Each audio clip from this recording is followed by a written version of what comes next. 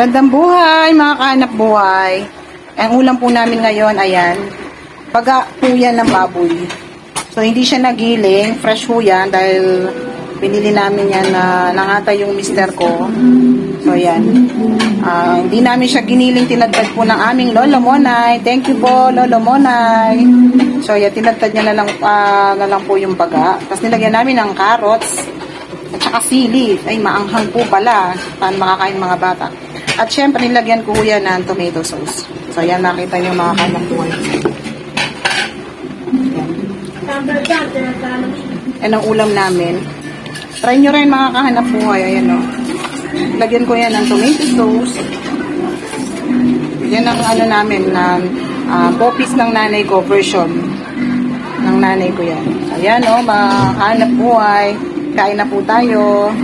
Yan ang aming menu for today. Pakitapos lang po ng aming video. Thank you po.